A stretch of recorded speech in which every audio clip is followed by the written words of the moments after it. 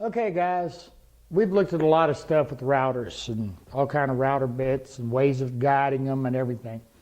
Let's put some of it to a practical use and in a challenge. Now what we're going to do is we're going to carve a pie crust table. This is a pie crust. This is a small one. Now what I want you to focus on and look at is that what we've got a bead, we've got a little edge here, we've got a cove, and then another step beyond the cove. So, and then we've got the exterior design. What we're going to do is we're going to do a larger one. We're going to do a 32-inch one. And it's a little different exterior profile. Actually, here's a MDF mock-up of it. Now, the first thing we're going to do is we have to cut this in a circle. That's step one. So how do we do that? Well, we're going to use a circle jig. Now this is one we made. You can buy them commercially made, but this is one we did. Let's talk about this a minute. Now what I did, I've got a plunge router. And all I did was took the original screws from the base and screwed it to it. Now, how did I get my layout for my holes? That's very simple. Take your base off, lay it on here, use the holes that were used to attach it to your router as your template to drill them. Countersink your holes on the back so that your screws sit flush. You don't want them getting on your surface.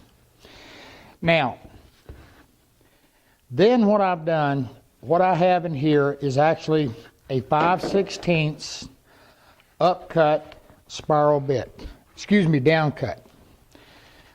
All right. What I did then was brought my bit up through my center, measured from the edge of my bit back, and in this case 16 inches because I want a 32-inch top. So I measured back 16 inches.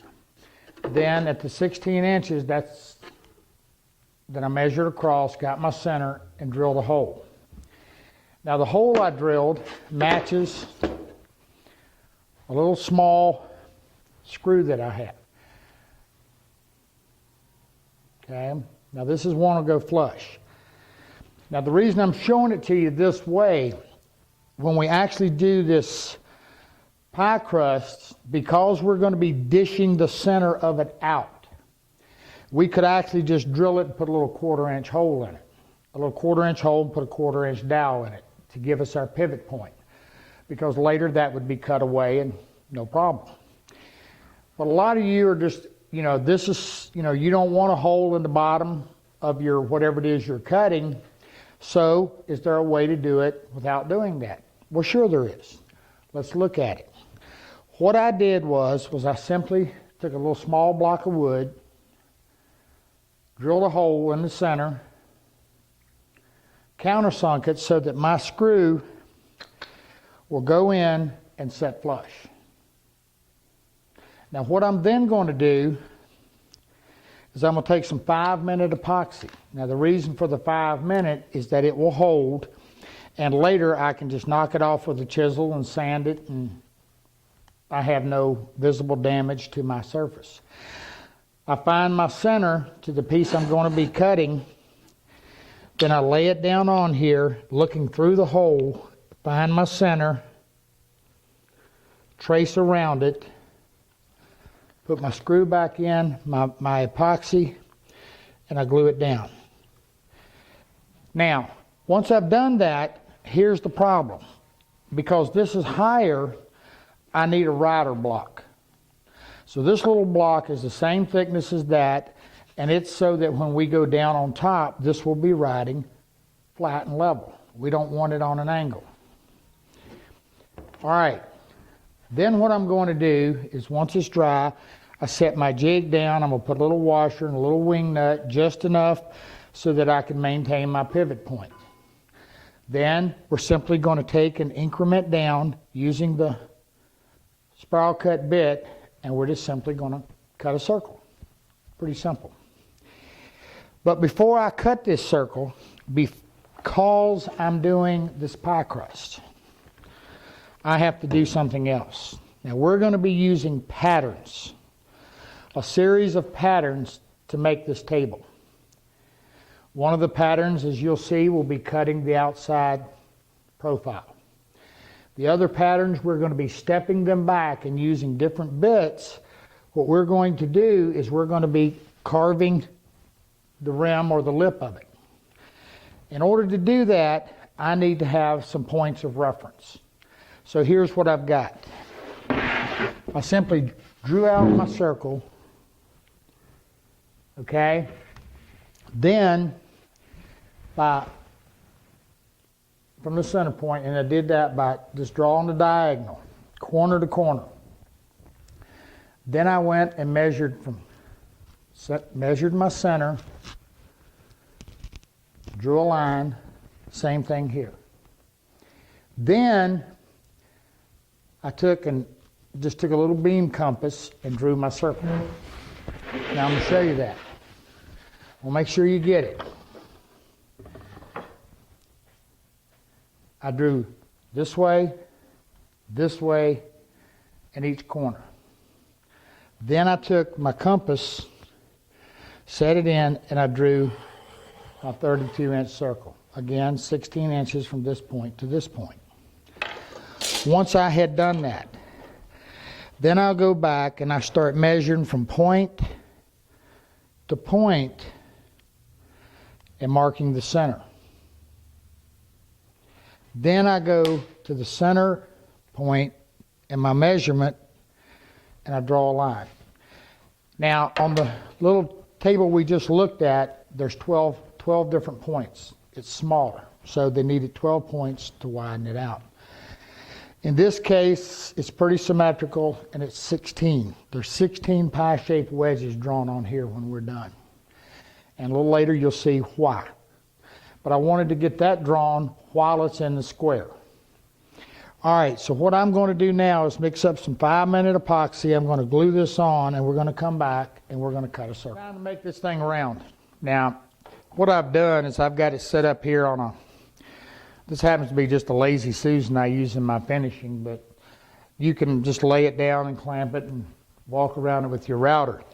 Now, make sure you put something sacrificial down so you don't cut your bench. I ain't going to tell you how I know about that, but I know about it. Anyway, so what we're going to do is just simply cut it round. And what I'm going to do is I've got my plunge base on, and I've got it set up to go down about 8 3/16, and I'm just going to keep stepping it down until I've cut it. Now, should I take this on a bandsaw or jigsaw and rough cut it? Yeah, you can. That saves you a bit from being buried in there, and it's probably a good idea. But this MDF is pretty soft. But I want to reiterate to you something else too, is don't try to get too aggressive and hog it. Remember, these spiral cut bits are solid carbide. And you get to halsing them and hogging on them real hard, you can break them. All right, we're going to cut this. And now I've got this has a vacuum base, but I don't have it on here, and I probably should have, but you can do that. So this MDF gets kind of dusty, so some dust protection is needed. So let's cut it.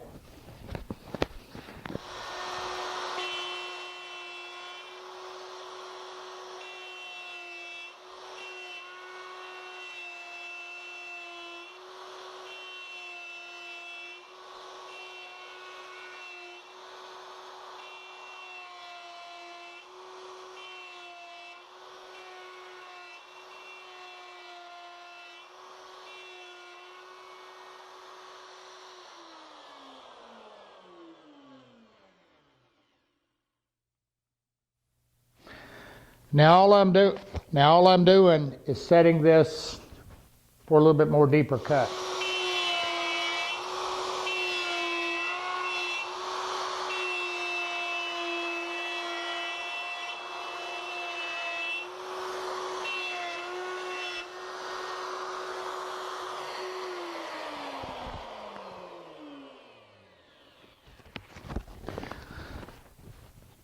Now I'm going to clean all of this out before I go any further, because I don't want to just keep chewing on this router bit, keep chewing on all this chips. So we'll clean it out and be right back.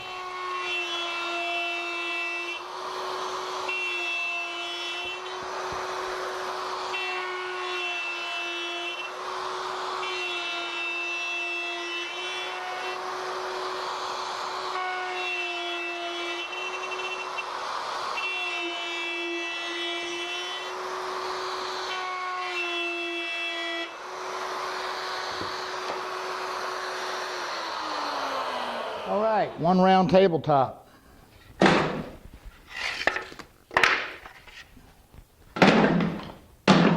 Now, had this been something other than MDF, odds are I would have taken a jigsaw and at least taken the bulk of the corners off. Not difficult. Now, what if on this pattern I would have made a mistake and messed up my edge? What could I have done? What would be a good thing to repair it? Auto body filler. Works great. Just regular wood filler or something is sometimes a little soft. And in a little bit where we're actually going to be using this as an indexable surface using a router bit with a bearing on it, we want a nice smooth edge here. So actually what I'm going to do here is I'm just actually going to take a little sanding block and just kind of run around it just a little bit with some 220 just to smooth it up. And I'll go ahead and knock my block off. That didn't sound right, did it? Well, I guess it's better knocking your block off, huh? Okay, guys, we'll come back and we're going to start shaping this thing up to make a tilt top.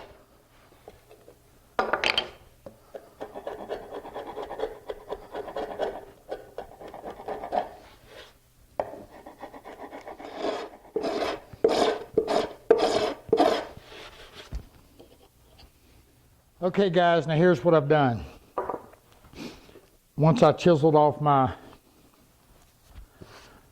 little cleat for the round jig, what I've done is I drilled a center hole. Now this is going to be a pattern. I drilled a center hole.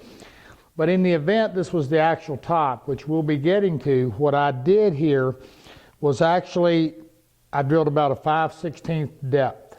Now all I did was I took a brad point bit and I cut me a little block of wood, drilled it on the drill press just to make sure it was perfectly straight. Then I slid it through, put some tape to mark my depth, set it, made sure I was dead center, and drilled it about 5/16. Glued it in place. Now then I came back with a square and I checked everything to make sure it's nice and straight. It is.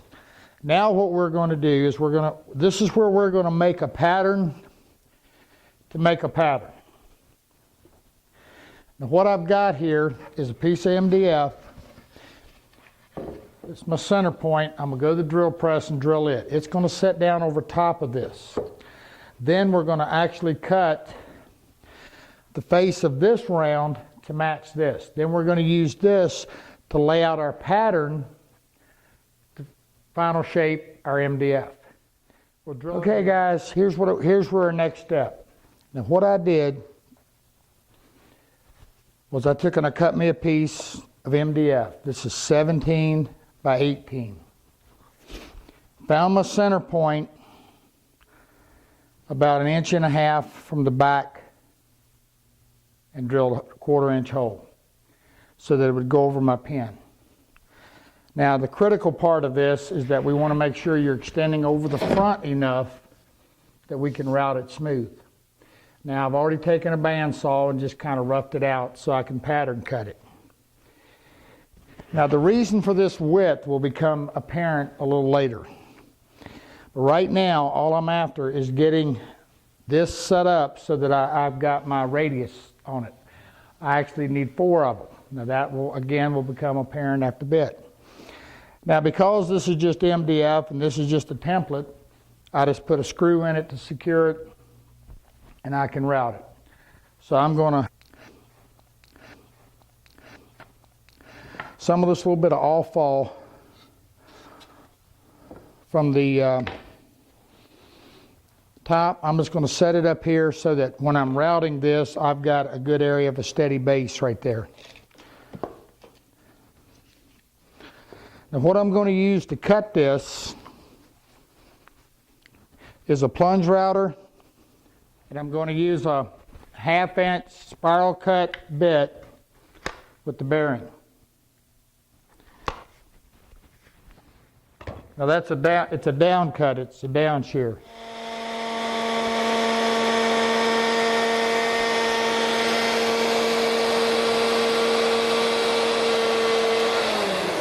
Our next step. Now here's what we've got. Let's back up a minute.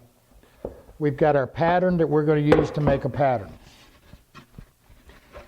We've radiused this to match our top. Then we went through, and every one of our lines, we came down and we translated that to the outer edge. Simple as that, so we could see them. Because that's going to be our index points. Then I simply set my pattern on here, drew a center line, and lined it up with one of my points. Then I translated it on the left and on the right. Anyway, if you look at the pattern constantly repeats. It's just a matter of stepping it back. And in reality, it's a simple pattern. It's just, that's all it is. The flat spot out here is what will give us a lot of dynamics to it. There's not a lot of scroll work to it. It just looks it. Once you've done that, take your pattern and transfer it using your center point and trace it out. Now at this stage of the game, what I want to do is I want to bandsaw this and sand it or whatever I need to do to get it to my profile. So now we got to translate our pattern and bandsaw it out on the pattern that we're going to use to make the pattern. So let's do that.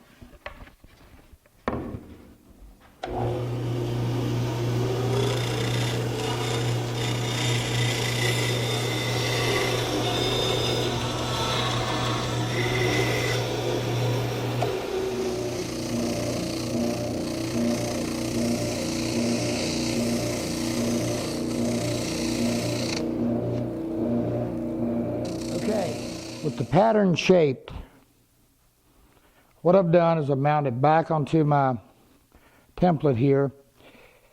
Now this pattern is going to translate into every other segment, meaning all these pie-shaped wedges we've got, we're going to every other line with the center line. Now I want you to watch you notice there's a little red dot here. I've gone around and marked every other one so I don't get disoriented when I'm cutting this. So it's not every line, it's every other one. The reason we've got the extra lines is just simply to allow us an index point. Okay? Now all I'm going to do to cut this out is I'm just going to use a flush trim bit. And I'm not going to try to do it all in one pass. This is about a 7/8 by 1 inch. So what I'm going to do is I'm actually going to make one pass and move on around. Then I'll come back and just come back and clean it up with the same bit. You'll see what I'm talking about.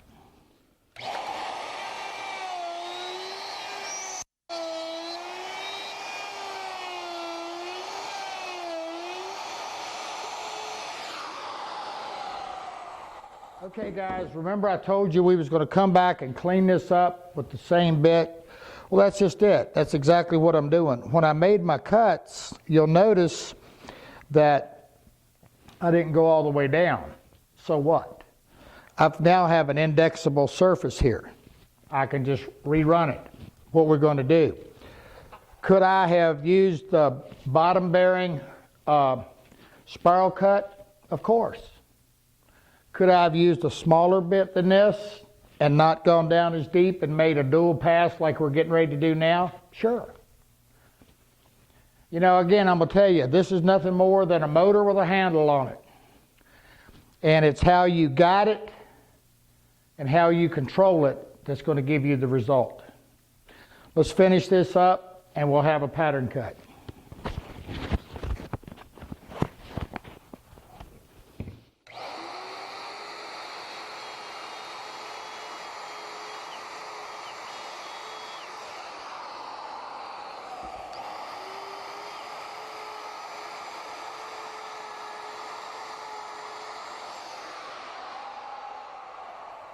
Now we got to get serious with this thing. That wasn't bad, was it? Made a pattern to make a pattern. Now, I've told you this and I'm going to say again. It's all in how we guide that bit. So taking some time to get this pattern just right, your first pattern, because everything is going to work off of it. Okay guys, here's what I've done. Now this is a big old piece of tiger maple. This is what we're actually going to make the top out of. So what I did was I took my pattern. Now, in retrospect, I could have done this right off the bat instead of drilling this hole shallow, because what I was trying to show you was that you could drill that hole shallow and just use it as a template to go ahead and cut your top out. Okay? But since this is a pattern, what I should have done, and I now have done, is just drill it all the way through. Now the reason for that is I then took my actual piece of wood. Now remember, we're going to be dishing this out. So this little bit of a hole, that little 3/16 of an inch depth I drilled right there, it's going to get cut out when we dish it. So what I did was I just took a straight edge, corner to corner, found my center, same little deal, took the block with the brad point, drilled it. Then I put my top back on. Now, what I've done is my wide point right here. I measured my blank, drew a center line, and I lined my center line up on the wide point with it, traced out the pattern. Now because all of this is going to get cut away, I also translated it underneath so that when we come back after it's all cut out, we have an index point. Simple as that. Okay? So now what we need to do is go ahead and get our actual top bandsawed out close as we can, or jigsawed, or whatever we're going to do. And then we'll come back and router cut it, and we'll have our profile. I mounted my pattern. Now I took two 1-inch screws. This is 3/4 MDF, so they're only going in about 1/4 of an inch. Again, when we dish it, that'll be gone. But I've got my screws back away from where my router's going to be running. But if you look right here, that's an awful lot of meat to be trying to route out. It's just way too heavy. You know, and you're not going to get a real fine cut, and just a lot of pressure on the bit, and the list is endless. We know better. So what did I do? Well, like I've been telling you, having some extra bearings around is a good thing. So I went to one of these little repair kits. Now what I'm using this big router. But you see, pretty obvious what I did. What I've got is I've got that 1/2-inch down cut spiral bit. That's a Hals. That's a good bit. But all I did was put a bigger bearing on it. Means I'm going to be taking off less material. I'll take a little bit, change to a bearing, take a little bit till I get it down. That simple. No harder. Now, if you had the capability and you had something you could saw better, then you wouldn't have to do this. The point of this exercise is to show you that you can do this using bits and different things, and that you can achieve different results. Okay?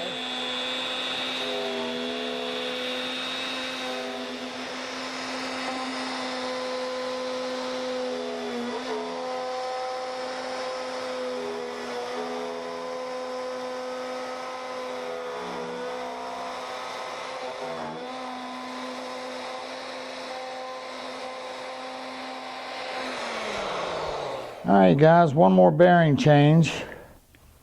Dropped it down. Another time around, then I'll go back to the original bearing. Now I'm just using one. This is actually made with two, but one's all I need to index off of here because it's engaging well. I'm going to remind you again, anytime you change a bearing, make sure everything's rotating well. Okay, guys. I dropped down one more bearing size, went around it. I'm now left with about a strong 16th of an inch as a final cut. Now I'm back to my flush trim bearings. I'm taking a minor amount off and I will get a cut that's like glass.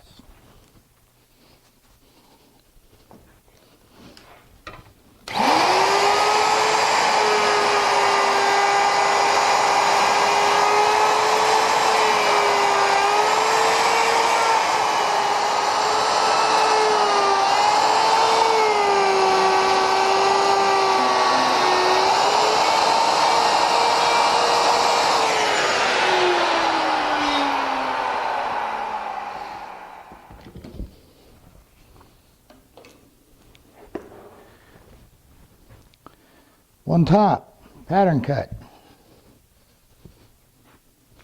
These are just lines where we got some burns sanding it. When this is all cleaned up, it's going to do just fine.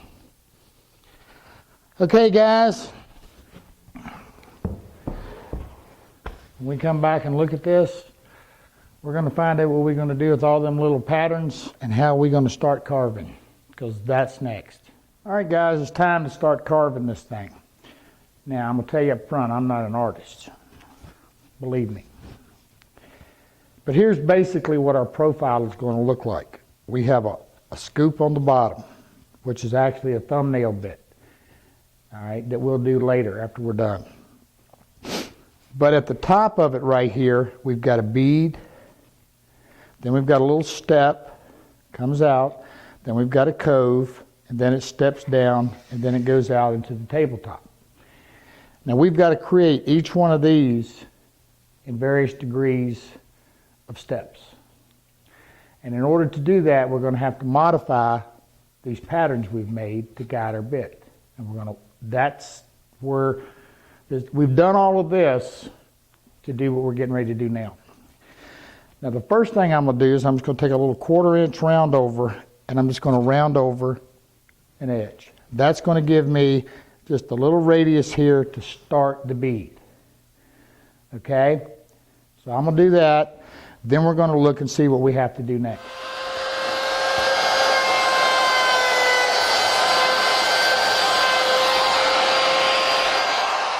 Just what I did, you saw me, I just did my little 1/4 inch radius right here. Now what I have to do is I have to create the rest of this bead. Here's what I'm going to use. It's called a flat bottom plunge bit, 1/4 inch radius. Now, the total bit width right here is 3/4 of an inch. So in order for me to make that bead, I've got to step back. I want a 1/4 inch bead. I've got to step this pattern back. And I have to step it back 3/4 of an inch. Now your first inclination would be that I can move this whole 3/4 of an inch. That's not the case at all. You know, think about your automobile and you're driving. When you go around a turn, the outside of a curve is longer than the inside. Same thing happens here. All right? So the pattern has to change. So this pattern has to step back 3/4 of an inch. There's a couple ways of doing it. One of the ways is to simply make a mirror image of your pattern.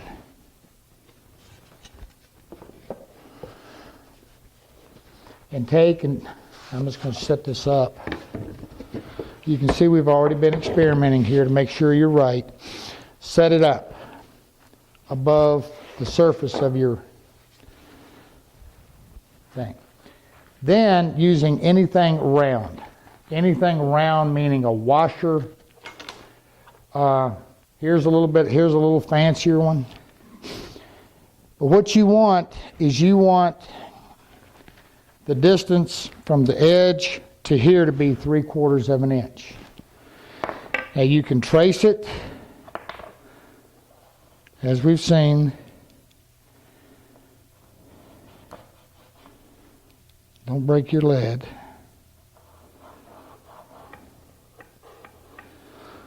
And the reason I'm going to do this is I want you to see how dramatically different the profile is. You see how much larger all of your sweeps are? Well, that's because that round bearing is going to be guiding on this, and it's going to follow this. It's the same thing like we talked about the automobile. That's one way. And then you bandsaw this and sand it to the line. Now, since this is already router cut to be an exact mirror image of our pattern here, here's an easier way. I've got a rabbiting bit in here and a router, and I've got a 3/8 distance. The bearing I've got on here from this edge of this bearing to this edge is 3/8. 3/8 plus 3/8 is 3/4. So here's what I'm going to do. I'm going to take and I'm going to route a groove in this, a rabbet. Then I'm going to take a flush trim and use the surface I just routed as an index point and trim it flush. Then I'm going to do it again. And I'll have reduced this pattern by 3/4 of an inch. All right, I'm going to do that, and we're going to come back and see what happens.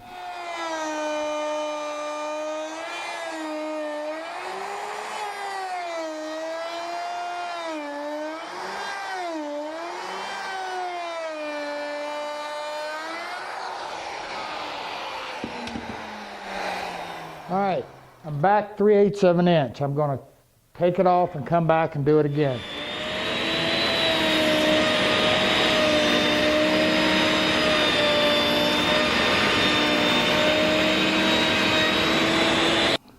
Actually, what I wound up doing, I went over here and made a test cut, and I didn't think that my bead out here was wide enough. I wanted it a little fatter.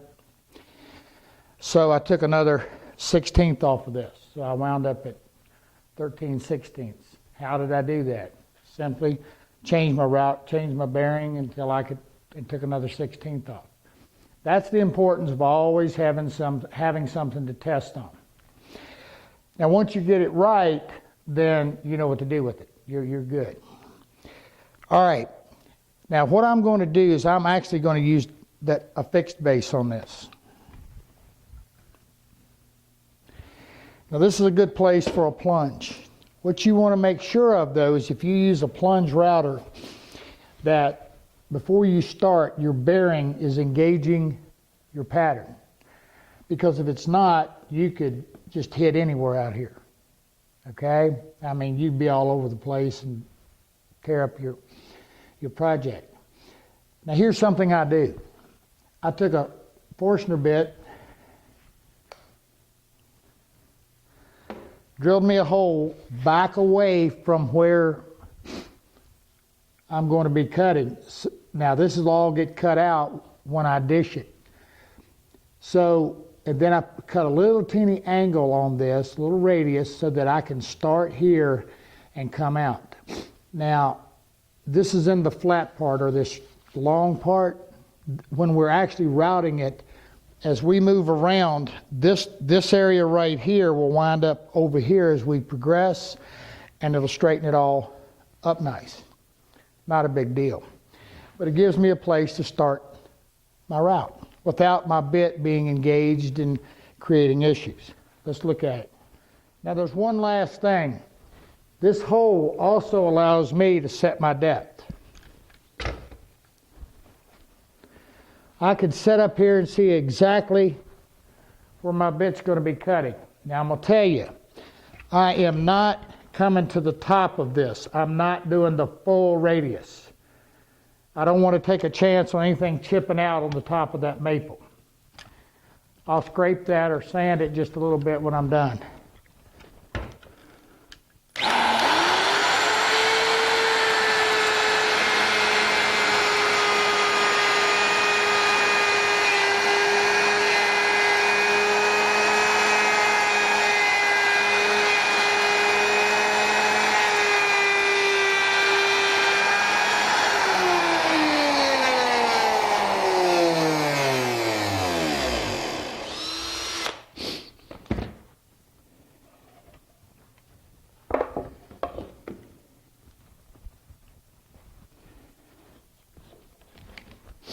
Here's what we have. Now I haven't rounded this edge out here, but as you can see, I'm going to get a nice flowing edge. Now we got to go to the next cut. Now what this has created this radius and this step. Now we have to create the cove. All right guys, here's where we're at.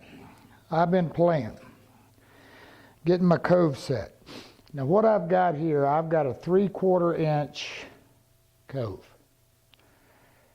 And it actually had a 3/4 bearing on it. So in my playing around with that 3/4 inch, I wound up being back, on this case, 1 1/8. That was about 1/8 of an inch too much. So at the 3/4, I should have been back 1 inch. So what did I do? I switched from a 3/4 bearing to a 7/8 bearing. Kicked it out. Worked fine. But I had to play with my depth on the cove. Because common sense says that cove, the further down you go, the wider you get. Okay, and we don't want that deep.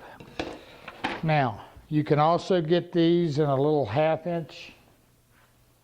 Does just fine. And if you're doing a smaller top or something, you just have to learn to play with and adjust your patterns. What I want you to get is how to, downsize your patterns, and, by the same token, you can upsize. Using the, drawing it out, using something around, a washer or whatever. That's what tracks and gives you a perfect mirror image in a larger size. Okay, here's what I've got. Now it's playing with my depths all the way across. Here's what I'm after. I've got about 1/8 of an inch shelf right there, right here, at the base of this roundover. In other words, I've got the cove right here. Let's get to the big side. I've got the cove right here, and I've got this shelf is about 1/8 of an inch. Now my next cut, which will actually be my final cut using the pattern, is to cut it to depth. Cut down in here. Now I'm getting all of this set up. Now you notice there's 2 magic marker lines right there. All right, so I want to mark this and denote this as the cove depth. So I'll know. And this is my cove pattern. And I use a 3/4 plunge with a 7/8 bearing.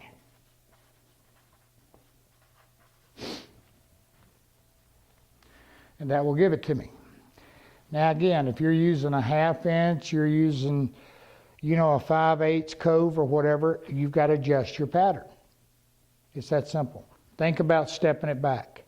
But again, the main part of this is showing you to use either a washer or something around, or again, using, a rabbiting bit or something to where you're able to progressively step it back. All right, I'm gonna get set up and see what we've got on the, to do our final depth cut. And after we've got all that done, then we know everything and we've got all of our questions answered and we're ready to cut the maple top. What I've done is this. Now I've set my final step. And what that is that I've cut this little shelf right there, that little down cut. And that determines the bottom of my table. Now what I did was I took a 1/2 inch flush trim, just a little short guy. He was a 1/2 inch by 5/8, I think, 7/16, 9/16. All right. And from the front of my table to the back is 1.25 inches. And all I did was kept lowering and playing with my depth until I got exactly where I want it to be with my other step and my cove. And I marked my depth just like I did. So now I've got everything set. I know which bits I'm going to be using, and I'm ready to do my maple top. Now again, there's nothing can substitute for just working with this, playing with it, and understanding that you have to deal with your step back, how far you're stepping this back, and being able to use the bits. The other critical thing is to be able to create yourself a place to go in and out, and just get a good feel for it. That's exactly what you got to do. It's not difficult. The real deal now, I'm cutting the maple. Now one of the things I did do is I actually changed my radius right here from my start point, because it kind of had me coming in right on one of these curls, and I didn't want that. So what I've done is I've changed it, just took a little bit more off and just keep on going.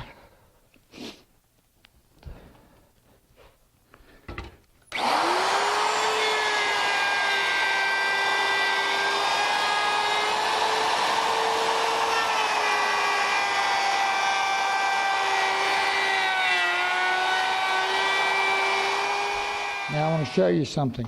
If you start getting a little bit of this, you're a little fat here and a little fat here, that's routers. They do that. Right here you'll notice there's a little spot. I came too far on my last pass. Don't worry about that.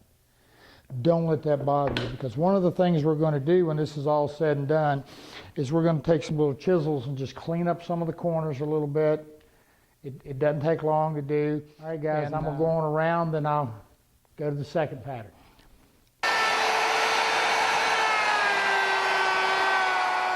Guys, that's the last cut on the third step. We've got it carved. Now you notice out here, that's pretty self-explanatory. It's just keeps your router from tipping. Block of wood, a little double-faced tape. As you can see, we've got our carving pretty much done. There's a few little places here and there I'm gonna have to hit with the chisel. Right there's one. Now when I talk about cleaning this up with a chisel, exactly what am I talking about? Because you're using a router, all of your corners are going to come up kind of round, like this. Simply taking some little chisels and just coming in and bringing your corners to a peak, okay? And getting that round out works nice. Take a little file or something and clean up your corner after you've chiseled it, after you've carved it. Now, a nice little thing for getting in there, oddly enough, is something as simple as a fingernail file. You can cut them to angles. You can get them in a coarse, medium, and a fine grit. And you can cut them where you can get right in here. Works pretty nice. Okay, we've got the carving part done. Now comes the fun part. We got to get all of this mess out of the middle. That should be interesting, huh? All right, we'll come back and see how we do that. I'm hogging it out. Now, here's what I'm doing. That same little bit that I used to cut my outer perimeter, is the bit I'm using.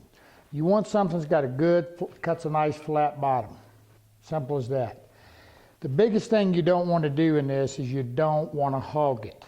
In other words, you don't want to just get in here and go crazy. You want to take a little bit off at a time and just keep going till you get it, because you're going to have to sand all of this nice and flat. So the nicer you get it now, the less issue you're going to have later. Now, here's the way I do it. What I did was, when I started out, I basically just gently taken 3/16 to 1/8 of an inch off. I freehanded around my perimeter until I got in a little bit. Now, I just simply cut a round pattern, just a round circle on the bandsaw. Drill my center hole. Now, all I do is, I've moved in a little bit now, all I do is when I'm cutting, now you're going to notice I've already got my block out here. That's to keep me from being able to tilt it, tip. And all I do is now is just freehand this about 3/16 to 1/8, something like that, and make a pass. Take a little bit more off my pattern and take a pass.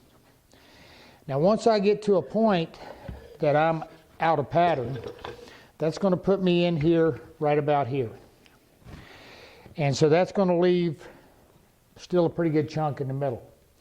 What I'm going to do at that point is I'm going to put a small block everywhere I can on the base of this router. The depth on this is about 7/16, not quite. But what I'm going, and I'll put a block on that to where I can just nibble away the corner or the center of it. Simple as that. When I'm done, I'm done. Then we'll come back and we'll route the bottom. Now, here's something I'm going to tell you.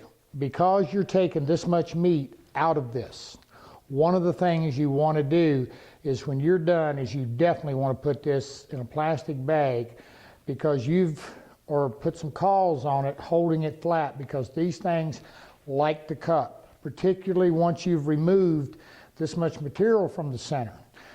What you've done is you've created an adverse moisture condition. And the reason is that the surface of it's drier than the inside, which we're cutting down to. And what this inside's going to do is try to dry and pull itself up. By wrapping it good in plastic, you're going to keep the moisture as equal as possible.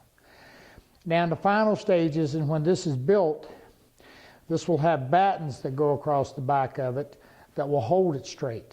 But when you're not working on it, keep it in plastic to protect it. Now, again, the only thing the pattern is for, this center thing, is just to keep me from wandering off and taking off too much.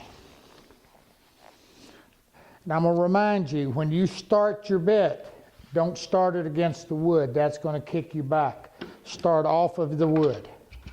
Get yourself flat and level.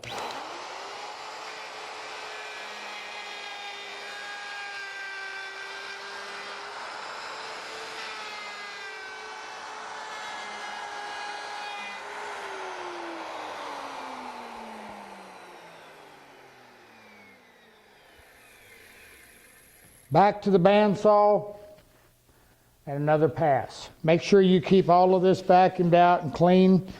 And if you've got a router that you can put a vacuum base on, that's even better. Okay, I'm going to finish dishing this out. We'll come back, we'll route the back edge, and we'll be done.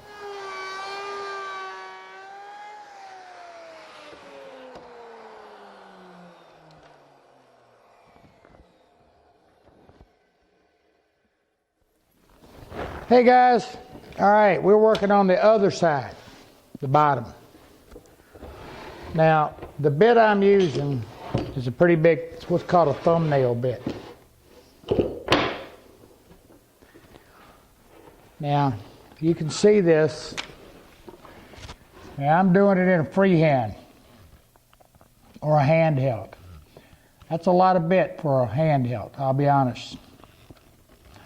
So make sure you're secured down good if you do it that way. And the other thing is, you might want to think about going ahead and doing this one in a and a router table. I'm gonna keep on going here. We get done, we'll come back and show you the profile.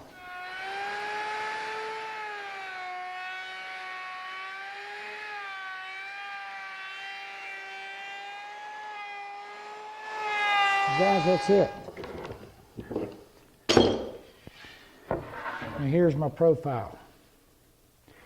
And what I'm going to have to do, now when I sand this, I'll take this little edge out and I'll blend it up a little bit and I'll roll that down.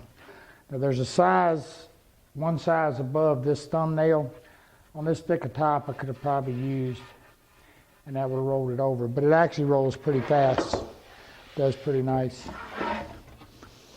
That's the way you carve a tilt top. Now from here, what we'll do, I guess we'll clean up here and different little things. And normally what I do is I start sanding this with some 80 and come on up to 220. And that's it. That's how you do it. It's now in a position that you can finish it out. You know, a little bit of chiseling, like I said, takes a little bit of time, but it will allow you to produce something you normally wouldn't.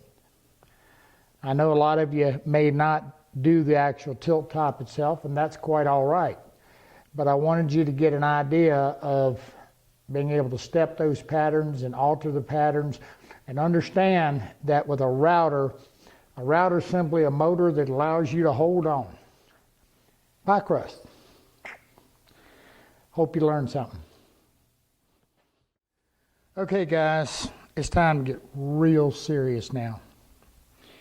Now, if this is a traditional piece, and I realize that most of you guys, a lot of you guys are not into that type of thing, that's okay. Now this is a gooseneck. This is a period reproduction. This is actually the gooseneck that we used on our Bombay. Now, this would be my pattern for what would be called a scroll board.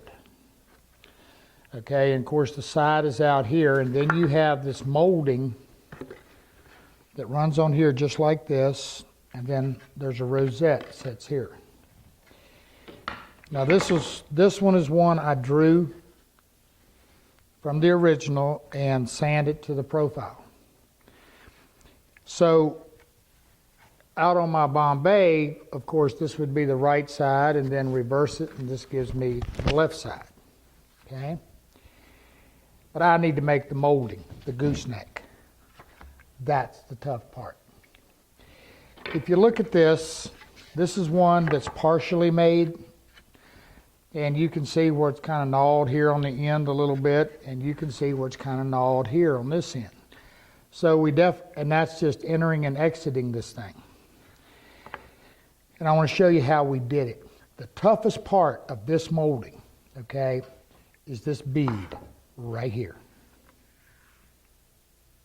Because there's no way to do it except in this in a bit rotating on top of it, meaning the bit's turning this way, or coming down and having a half round over bit or a beading bit, which you're going to see cut one side and then cut the other. It's the only way to do it. Because what I want to show you here and talk to you about is the other difficult part of this is to mirror image anything, to increase or decrease. This is my profile. So when I draw this out on something, doesn't matter what it is,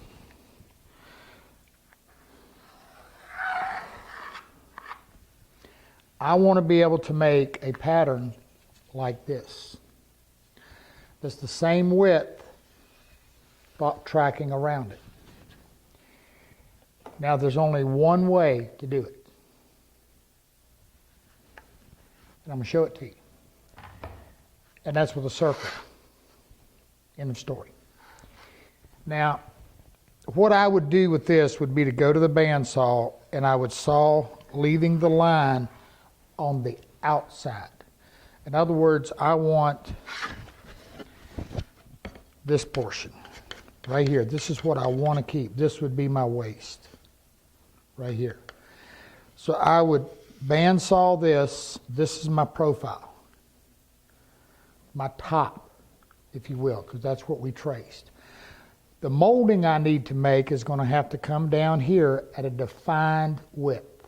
How do I get that? Let me show you. Here's my pattern I made. And assuming that this is bandsawed out,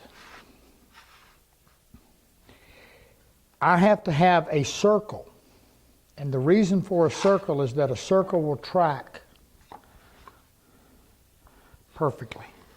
Now, we've all seen where you go out and you use a compass. And you take the compass and you simply trace around it like this. That doesn't do real good, because unless you're perfectly 90 degrees in everything that you do, you're going to be off. And a circle's a circle, okay? It doesn't matter. You know, you can buy, these are some commercially made, they're expensive too. And they're all kind of little circles.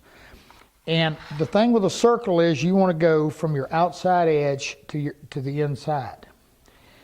And I'll explain this to you again, I promise. Because in this case, this is one cut on a router, is that from this point to the inside of the hole is going to be our measurement. So if I want 2 3/4, which I think this is, I don't remember exactly, but if I want 2 3/4 and I'm going to drill a 1/4 inch hole as a pivot point, make sure that I go to 2 7/8. The reason for it is when I drill it, I just stepped in 1/8 of an inch. Because when I put a pencil inside of there, all right, when I put this pencil in, what's going to happen is I'm going to actually be indexing off of the inside of the hole, not the center. Now these that are commercially made, they're made to go dead to the center because only a little bit of the lead protrudes. Here's another one's commercially made, and it's actually got a little swivel on it. And again, it depends upon how much you want to step it. But a circle is the only way to mimic a pattern. When you get into doing a lot of things, you're going to have a difficult time finding something round to fit every application that you need. Big, little, fat, skinny, you know, it's just endless. Washers are a pretty good means of doing it, but being able to cut one is even better. Now there's a lot of ways you can cut it. You can also buy these cutters that go on a drill press, and you simply, it has a cutter, fits in the drill press with a center bit, and this arm will slide wherever you need it, and they come in various sizes. But I will caution you on this. If you use this to cut a circle, that's a lot of stuff out there spinning around. Don't even think about using it in a handheld. It's just too dangerous. That's a lot of stuff centering around out there. And I'm gonna tell you something. Use a low speed, but make sure whatever it is you're cutting that it's clamped down. Don't even think about getting your hand close to it because they are dangerous. They can nail you in a minute because all you're going to see out here is a shadow, and you can get hurt doing it. So what you want to do is just simply take your, like I said, if you need this to be 2 3/4, then you want to take and set your compass to 2 7/8 and simply draw your circle. Drill your hole, bandsaw it close, and either using the router or using a bandsaw or using a disc sander, whatever, get it round. Or if you're able to sand it round. Really small circles, you can usually find a washer that'll do it. But again, remember, the main thing I want you to get is that it's this distance to here. Okay. Now the reason I would be cutting this out and using the reverse of this is so I can then lay that up on my, what's going to become my pattern, draw it out, then keeping it in place, take my wheel and come back and draw it again, then I have a perfect pattern. that's going to be the same dimension all the way through. Simple as that. Now, the other thing, and you're going to see, is that anything pretty much in a router is going to work round, meaning the bits, no matter what profile they cut, they're spinning around. Okay? So, you know, understanding the use of a circle to lay out your guides, your patterns and whatever is very important. The other thing that I want to make sure that you've got is that patterns are the key to using a router as much as anything else. Got, you know, bit selection, bit rotation, and knowing how to make your patterns, guiding the router, if you will, that's the whole key. When you've got that, then you can do anything. I could go through this series and show you hundreds of different things to do. But the thing I want you to get is to be able to think of what you're going to do with your router yourself. Gooseneck moldings, probably one of the toughest things you'll ever have to do. You have to get quite creative, particularly to make this bead. There's a couple ways we can do that. We're going to look at them. Okay, I want to make sure you guys have got this reverse pattern thing, what I'm showing you. This was the piece of plywood that we took our scroll board, traced it, and I cut it out. I cut it out on the bandsaw, and then I just sanded it, and what I was after was a reverse pattern of my top profile. Now, is that the only way to cut it? Of course not. This is a router DVD. So here's the other way. Here's a couple ways. What I've got here is I've got the guide in my router, and this is a 5/16 guide because I've got a 1/4 inch down cut spiral. Now I want to emphasize something to you guys again. Most of these smaller spiral bits are solid carbide. Extremely sharp, extremely durable, but they're hard. So you can break them. You don't have to horse them.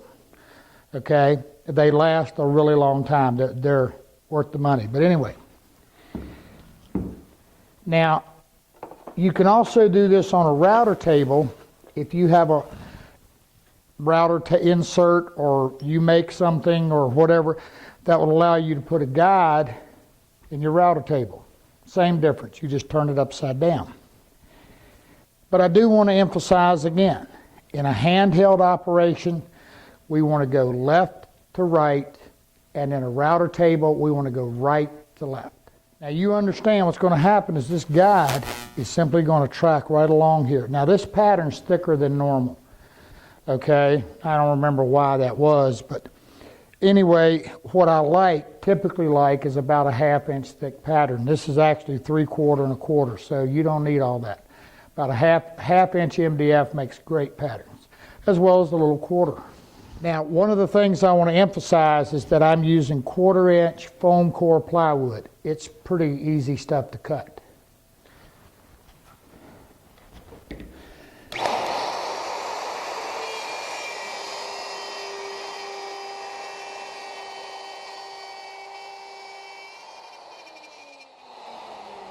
I could, if I didn't have a start point out here, I could have used a plunge router, obviously. But I want to show you another way of doing this. Because actually what I'm wanting to show you here is another bit. The bit I'm going to show you here is actually the same bit for all intent and purposes. Except the difference with this is that it actually has a little bearing on the bottom. So I can cut from the top. But it does. This is a sweetheart. This thing really does nice. Got to make sure I'm on my pattern. One of the things I failed to mention, and I want to, is that when you're using a guide, and we've talked about making sure that you're centered in your router. But even then, always try to do all of your cutting from one specific side of your router, just in case there's any minute difference. And what I'm talking about is that if you're cutting from this side, then you want to go around and do it all from this side. That way you're running on the same part of the guide. So like I said, if there's any least little variance, it's all going to come out equal. Now you noticed I took this wrench and snugged that. I snugged it. I didn't bear down and get it really tight. Okay. I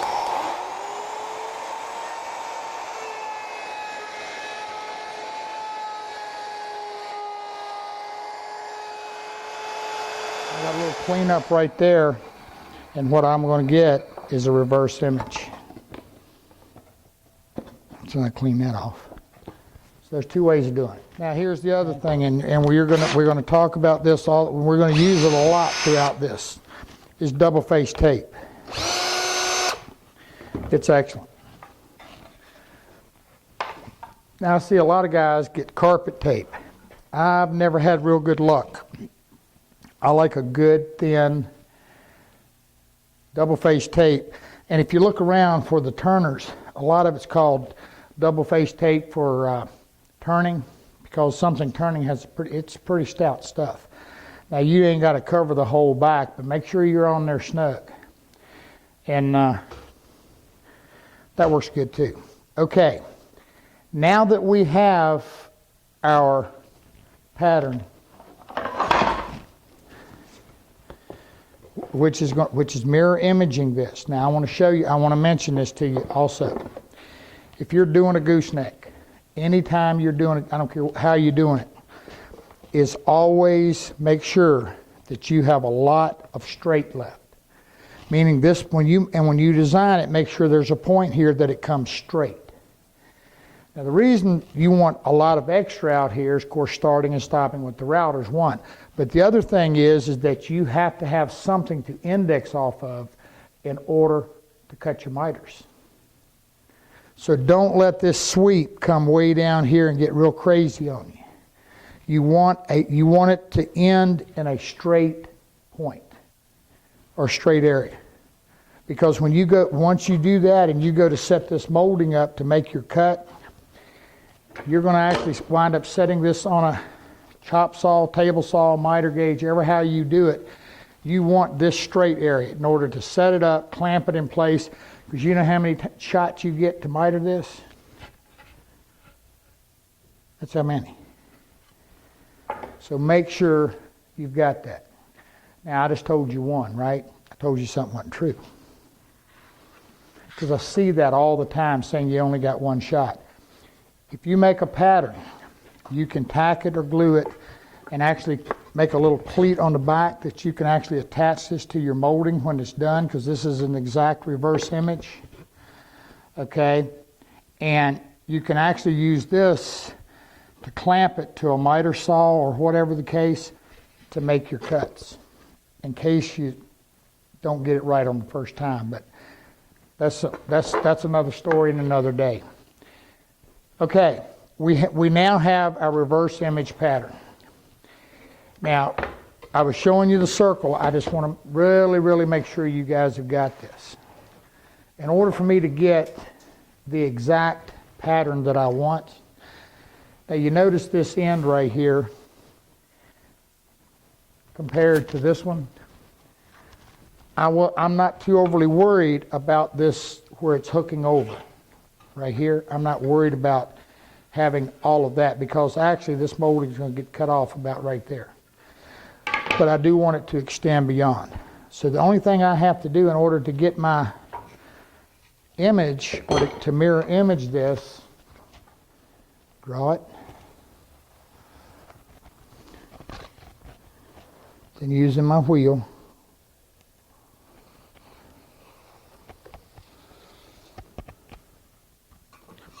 and I now have perfect width pattern. Simple as that. Okay, cut it out, get it straight, and you're good. What I want to talk about before we get into all this is freehand routing. And that's basically where you've got a flush trim bit with a bearing. And it wouldn't matter if it was a profile bit. that you're doing without a guide or guard. And particularly that's on a regular shaped whatever's you're making. What you don't want to do, now remember, router table, I'm going right to left. And one of the things I want to do is I've only got a 1/4 inch pattern here, so I want to make sure I've got plenty of bearing surface, but also want to make sure that I'm getting a cut. Now I would prefer for this pattern to be 1/2 inch. Gives me a little bit more bearing surface, but I'm going to show you. Now this is a starter pin, and in this particular lift, you know, it comes with the starter pin. And whether you've got one you've made, whether you've got a plate, you want a starter pin. And here's why. Because you don't want to just take this and slam into that. You want to be able to get over here and get you a pressure against this, and you want to be able to rotate into it and go. Now, I don't have handles on this because it's, you know, but you can do that too. You can simply take a dowel and come underneath here and screw your 2 handles on. Works great. Okay, now this is MDF that we're routing here. And I'm just going to do it a little bit because I don't want to be eating all this MDF dust. But I want you to see it in a freehand. I don't have any dust collection hooked up, so let's take a look at it just a little bit.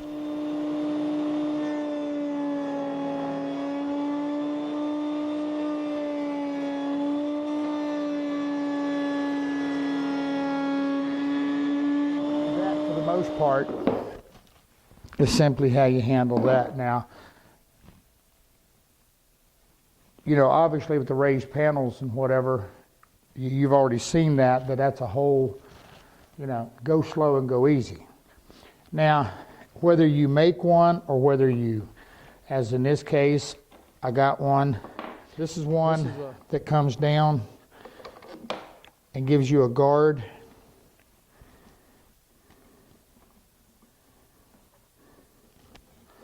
As well as a place to hook your vacuum. It's a plexiglass guard and a vacuum port.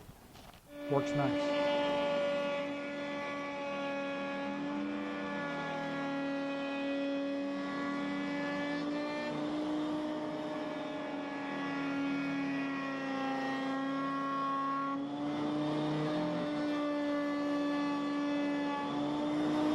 A lot of difference. Now, the bit that's in here is that shear angle bit. Another really, really nice bit for doing this, of course, is the spiral cut. Now they're expensive. There's no, I'm not going to tell you they're not because they are. But these give about as clean a line as you can humanly get. They really do a nice job. But we're cutting MDF. Now if I was cutting something, you know, like a tiger maple or basically anything, I would prefer to go with one of them. Now, or in this case, the shear angle. The straight vertical, again, they're a little bit more prone to a tear out, but they do work. All right, we now have a pattern that would be our molding, okay? But what this is all about, we're showing you how to make a full-size pattern of what's going to be your molding, okay? But in order to actually make the gooseneck, we got to do something different. Here's what I've done. I took 2 pieces of MDF, and I took the pattern that we just made. All right, I screwed it all together because my bit was tall enough that I could route the whole thing. You know, bandsawed this off and then made a mirror, then routed it, so I've got 2 pieces of MDF that have the bottom shape of the gooseneck. Remember, we made the pattern, traced it out, cut it out, and now this is, and then I used it to make the bottom profile. All right. Now, I'm going to use MDF to actually make the goosenecks. All right, the gooseneck is actually 1.5 inches thick. That's what we need to make the mold. What I'm going to do now with my pattern is this is my wood, my MDF. So anyway, I'm going to trace this out in a left and in a right, and I'm going to bandsaw them out. Now the first thing you're going to have something to say about is going to be how wide this piece of wood needs to be. And it does in this Bombay. But you can also use a narrower piece by simply moving it a little bit. You don't want to get crazy with it, because then this grain that would be running, this long grain this way, is going to start to angle up. It's going to look kind of funny on you if you get too far up there. The other alternative is if you can't find a piece of 8/4 wide enough to do your gooseneck, the other thing that you can do is don't put a bunch of pieces, but try to do it with one glue seam. But an important thing you want to do is that you want to be able to keep at least about an inch or so above what you're going to be, will be your actual molding that will be cut away later, because you need something. You see there's a hole here. You need something to be able to attach your pattern with.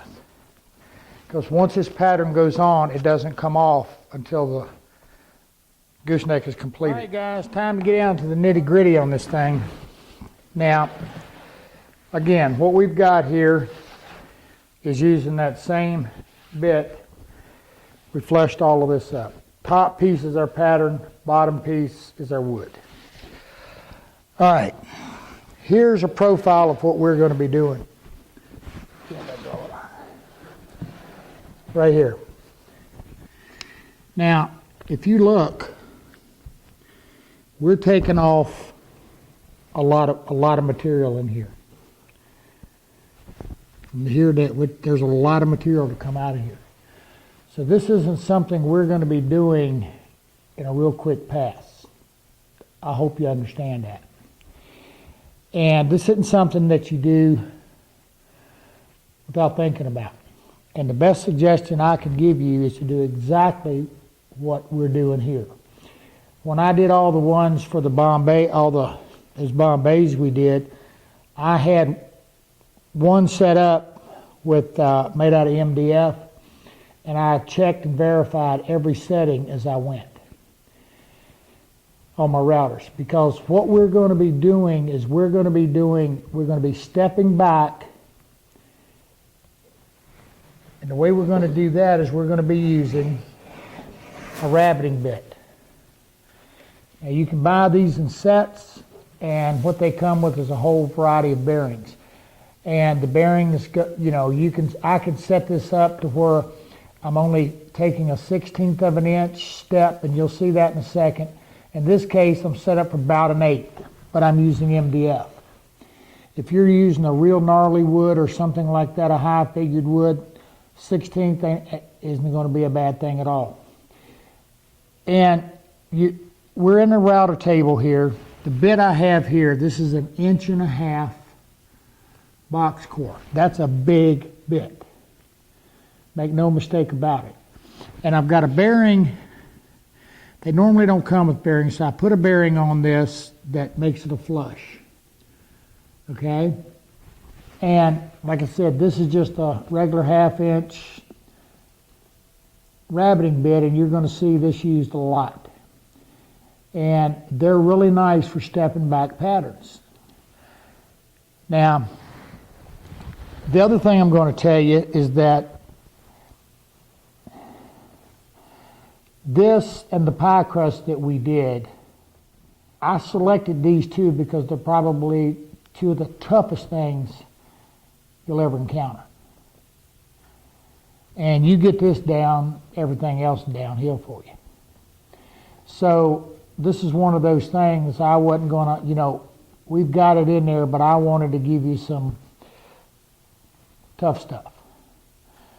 Whether you ever do it or not, and in the case of the gooseneck, it's not about necessarily making a gooseneck. It's about techniques, procedures, thinking about it. And in this case, where we're using various bits and learning to think of how we're going to achieve something. and looking at the bits and deciding how we can do this and how we can do that. Now again, like I told you, the biggest issue in the gooseneck is that bead. And we're going to see how we do it. Okay? Now, let me explain this to you a little bit more. What I've done is I've got this bit set up. And again, my pattern's longer this way and longer this way than what I need. Now I've got this set up so that my height is right about the edge of this little cove. There's a cove right there. So I'm going to have to be able, little cove right here. Now this, the radius on this may give it to me. I don't know. But if not, we're going to see how we can do that. Because again, this is about learning how to do different things and think about things and changing bearings. And again, it goes back to what we've been talking about all along, that this is about driving your router, guiding it. That's the ticket. And like I said, here in this case, we're using a bearing. And then we're going to step this pattern back in small increments.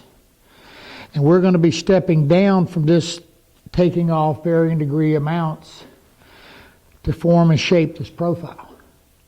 It's as simple as that. But you have to think about it. All right.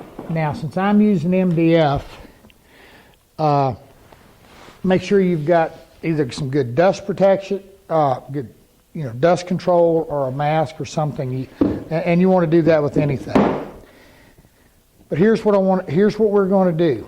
Step one is I'm going to take this, and I'm going to take this rabbiting bit, and I'm going to cut my pattern back 1/8 of an inch.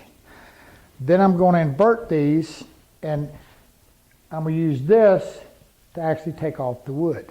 It's simple.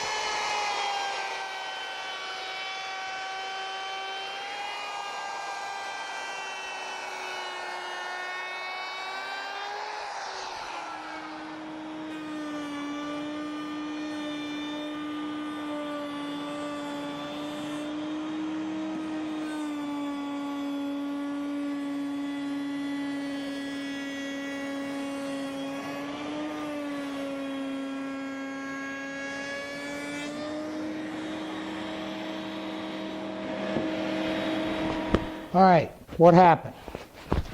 Actually, nothing. It's just that we've got a space between here and here that's giving us this line. Okay? So what do we do about it? Well, the way you handle something like that, since all we're doing is stepping back, let's watch what we do.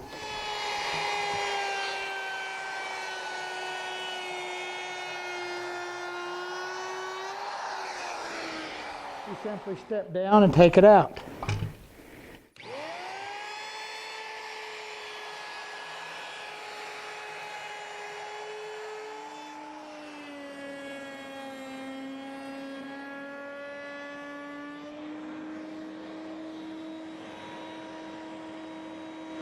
As you can see, we're gently easing back. So it's going to take a little bit to get back there. So I'm going to make a few more passes, and we'll come back and look at it.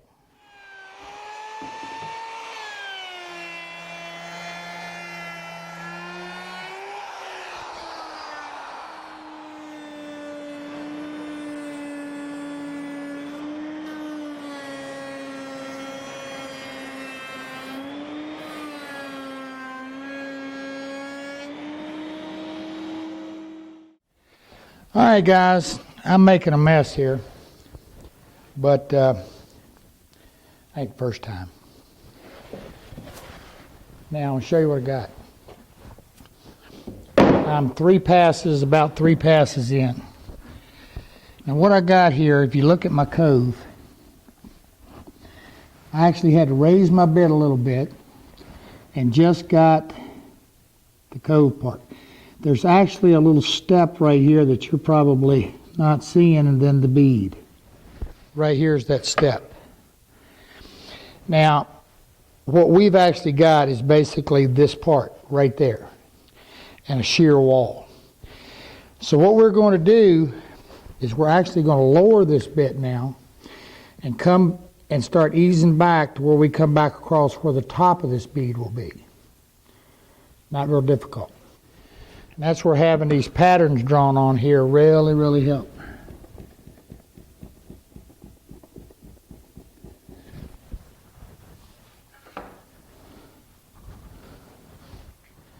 Now, it's a matter of keep stepping back. Essentially what I'm doing, since I raised the bit, again, I'm back with my rabbiting bit. And because of the bearing, every time I make a pass, I'm moving my pattern back 1/8 of an inch.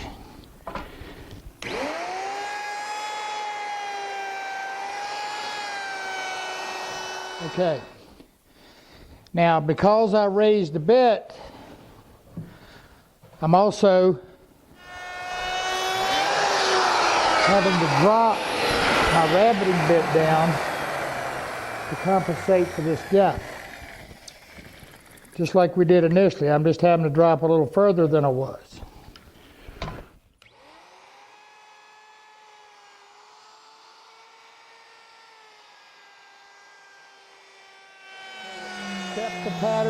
Step the pattern back, make a cut, step the pattern back, make a cut. All right, now what I'm going to do is keep stepping this back until I'm all the way over the top of the bead. And I'll come back and show you that. We cleaned up a little bit. It's a simple matter of just keep walking back.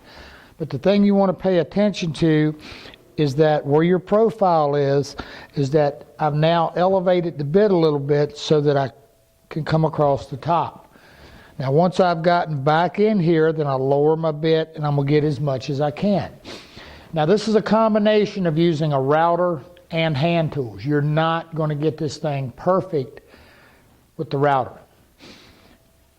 Now this is one that was rough. This is a rough one. You're going to notice where we cut here, we cut here. We could have actually taken this little ridge out you see. And then once I've hollowed on back to this point, then I'm going to show you how to cut the round over in it and the bead. Now I'm going to give you a little hint as to how we're going to do that. There's basically 2 ways of cutting this bead in the solid piece. One is we can use what's called a flat bottom plunge bit in a roundover, 1/4 inch roundover. And by coming down in or coming up into it, we can cut one side and then we can cut the other side. We can also use a sharper pointed one and do the same thing. Now there's a problem with both of these bits. And without having one custom made, the problem is that these bits are both pretty short, as you can well see. So being able to reach down from the top and do that is very difficult. So we have an alternative. Now this is the way we did it. I'm going to show it to you very quickly. If you will look, what I've got here is a trim router. I could have used any router that I'm able to take the motor out of, or has a, I can clamp down. Some pipe clamp. This case we just use some U-bolts. Now we're not we've got it tight, but we're not tightening it to the point of damaging the housing. We could also have rigged it up and made some wooden clamps to come across it and screw it down. There's 101 ways to rig that up. And then we had set this up for our height of where we want to cut the bead. And the bit we're using is just simply a beading bit with no bearing. Now I've got a little bearing right here, but it's not doing anything. It's just, only thing it is just to give me a spacer that I wanted, and I didn't need it, so it's not relevant. But here's the thing, and we've got a bearing attached right underneath here. Again, the premise of all of this is for you to understand the thing we've talked about all the way through. This is a motor with a bit, and we've rigged up a way to guide it. It's that simple. And we're working within the confines of our bits. Now, the reason I'm going to say this again, the reason I'm even addressing the gooseneck is it's a difficult thing. And I could have blown through this and showed you how to do some simpler that didn't have this bead on it. But this is a very traditional, it's historically correct and all of those things. So again, it's one of those things, let's do the hardest one that I know of so that you understand some ways of doing them. Like I said, everything else from there will be easier for you. Now, what this does is we're going to be coming through here when we cut this bit is spinning, and so I got to come from my right to my left, and what we're going to be doing is coming through here like this, making this cut. Now, having done these, I'm going to tell you up front, you need to practice with this because you have to stay 90 degrees to the bit. What do I mean? On the straight edge, it's not difficult, but when you start making these turns, okay, you don't want to be doing this, and you don't want to be doing that. You got to stay. You got to move with it very, very precisely. And you're going to have dirt and all of this stuff and dust coming off and whatever. Now we'll rig up a little vacuum here, but it takes some practice, okay, to get a feel for it. Now once you've done that and practiced with a few, it's not real difficult. And this is a really neat way of coming up with some pretty interesting turnings. Routings. It works really nice. Now, one of the things I will tell you is, again, that's the other reason we've got this gooseneck left longer. I can't emphasize that enough, because getting yourself in here and getting this thing started is kind of tough. Okay? All right. What I'm going to be doing now is I'm just going to keep hogging all of this back. Simply put. I set this up so we would be ready. But what I'm going to do is I'm going to come across this top, leaving room for my bead, and then I'm just going to work on getting this hollowed out back to that step, right about there. All I'm going to do, and it's just repetitive. Take off the 8th or 16th, whatever you're doing, and just keep doing it. It's time consuming. Now the other thing I did is I rigged me up some dust collection. I was eating about all the dirt I could stand. And I could have probably rigged up something a little different, but that's doing pretty good. All right, keep on. Keep walling it back. Now remember what I told you. I lowered this for the bead. Don't forget that.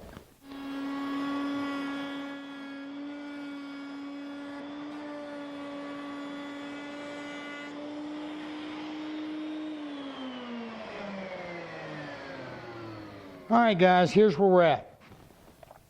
Got my little bump there that's going to make my bead, and I've just nibbled away right up to the point that I'm touching what's going to be my that little step, and then it's got a round over that comes back like this. Now in order to make this, there's two ways. What I've got here is I've got a 5/8 radius round over bit with no bearing, and I added a bearing to the bottom. Now I want you to look very carefully. This bearing is about 1/8 of an inch narrower than the widest part of this bit. Now the reason for that is that's what's going to give me this step right here. Now, what you're going to encounter is once you reach that point, that little 1/8 inch stepping back isn't going to do it. And once you've routed this, you're going to lose your ability to cut it back because you're going to be removing this material right in here. So it's pretty important you get this right. Now, I changed the bearing on my rabbiting bit. And this is actually stepped back 1/2 inch. Now that sounds like a lot, but you're only going to be cutting in this area. And you're just removing this for the on your pattern on your MDF. So we're going to run this and see where we're at. All right, I told you something incorrect. I told you this was going to give us our step. I don't know what I'm thinking. It's actually the little shear on the bottom that's going to do it, right here. And I'm just checking now for my depth. And one thing about it, I can always go down, which means I can take more cut that way.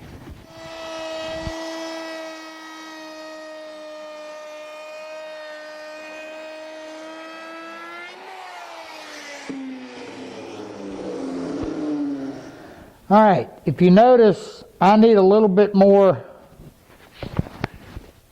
step in here, and I need to go deeper. But I can't take any more off my pattern. So what can I do? Change the bearing. Move it in. So I'm going to do that. We'll route it again. All right, so what I've done is I've gone from an 1¼ inch bearing to an 1 1/8 inch. And you can look right here by setting the bit on the profile, you can see that it's 1/8 inch. It's going to cut back in 1/8 inch more. You can see between the bearing and the pattern exactly what we want. Now, I'm going to emphasize again, having a lot of bearings for doing all of this stuff is really neat. But most of these bearings that I'm using, I think pretty much all of them, between having one of the bearing repair or the router repair kits with all the extra bearings and having one of the rabbiting bit sets, I'm able to switch around. Some of them will have something like this to where it's got a 1/2 inch center, then it has an adapter that goes in it that is used for the actual rabbiting bit because the post on it is slightly smaller. Gives you a good range of bits, no question. All right, I'm going to get this in, set my depth again, and go. Now, one of the things I'm going to do is I'm going to go back to the same depth, make the cut, then I'm probably going to go down a little bit to finalize it. That way, I don't have a lot of issues with any kind of chip out or tear out. And of course, again, this is MDF, so I'm not going to. But, you know, again, there's that sneak up on it thing. Always, always take those light passes. Just the best way in the world to do it.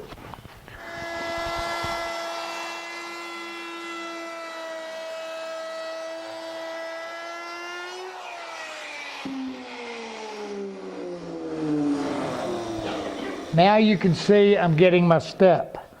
But you also notice that I'm into the pattern right here. I'm not actually into what's going to be the actual molding. So what I want to do here is go down.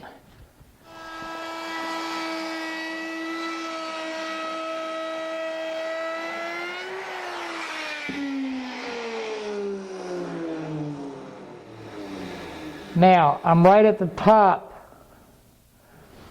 of the molding. Now, I'm going to show you something you can do. I'm going to run half of this.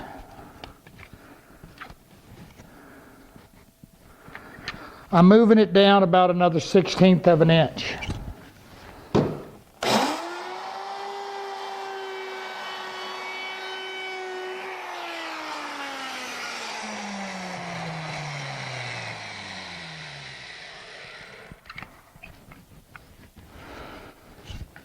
Now another 1/16.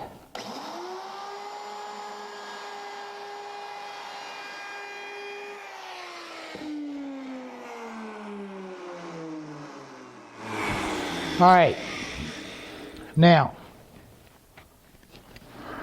one of the things that I want to emphasize here is that I did this with a handheld router.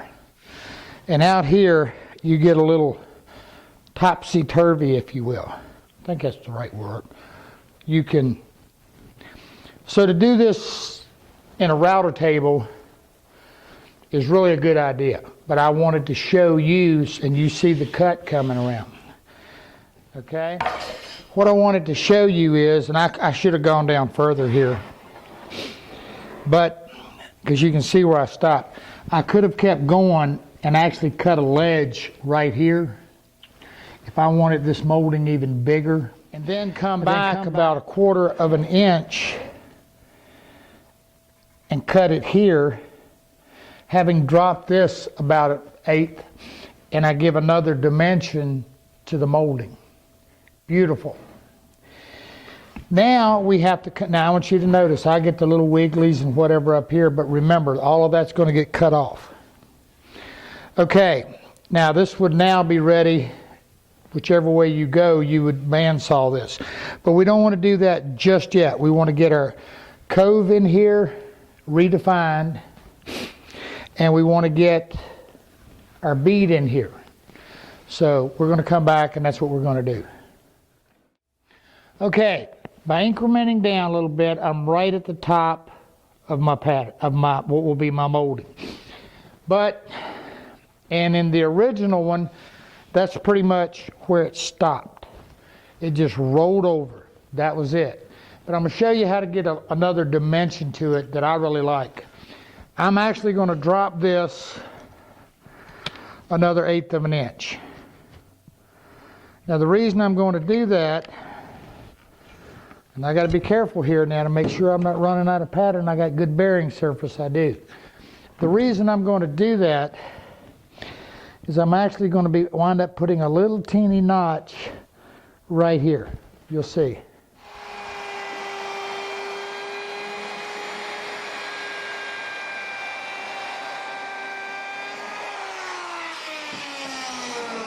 Now you see our profile.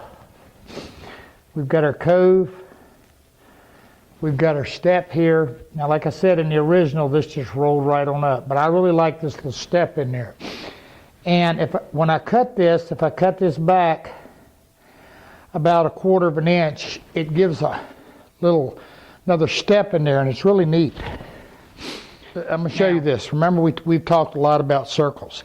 In order for me to get that exactly where I want to cut it, I can simply take a piece of wood. This is a bearing, and it's about 1/4 of an inch from there to there. Set it up, hold it tight.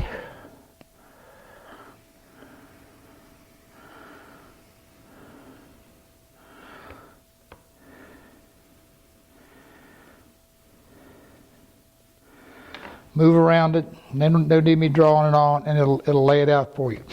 But I want you to notice your screws on your pattern. And remember me telling you to leave an extra inch. Always compensate so that you're back, so that all of that will be removed.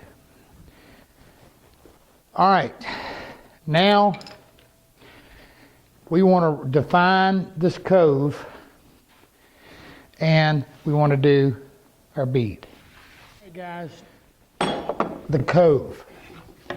Now, if you were successful in getting your cove using the big bull nose, you're good to go. But if not, but the main reason for this is to show you another technique. What I've got is, you can see what I've rigged up. I've got another round nose bit, bull nose, whatever you want to call it, coming up out of the table. I've got my bearing set, looking down on it, just about dead center of it. Now all this is a couple blocks of wood for height. This is just a piece of wood. I put some slots in that top piece of poplar, or a bolt in the top piece of poplar, carriage bolt, just like we do all the time. slotted these a little bit, clamp it on so I can move it where I want it. Lock it down. Make sure your bearing's rotating good. Now, what I also had to do was I took just a piece of 1/2 inch MDF I had. Could have used 3/4, anything.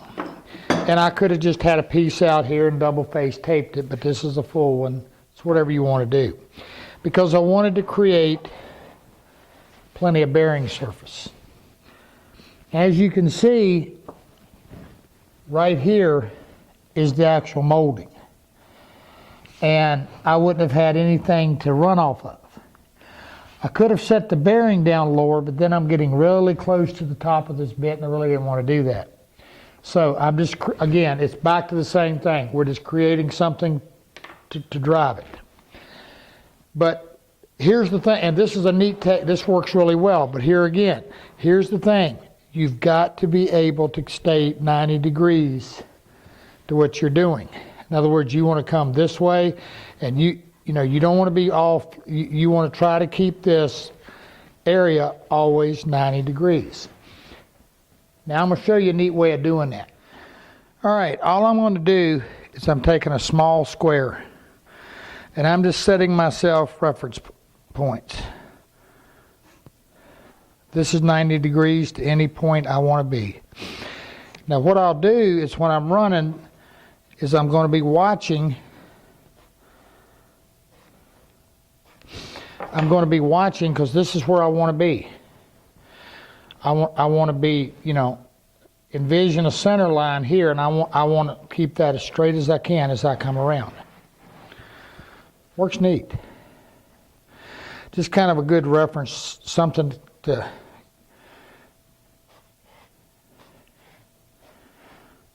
now out here on the straight, it's pretty easy.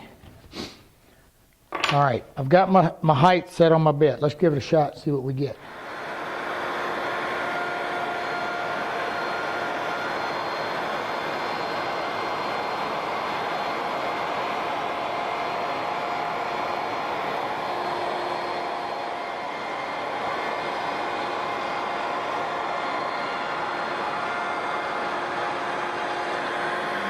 Created the cove. But if we look at the molding, the original molding, I'm too thick right here. So I want to go up a little bit and take a little bit more. Again, that sneak up thing.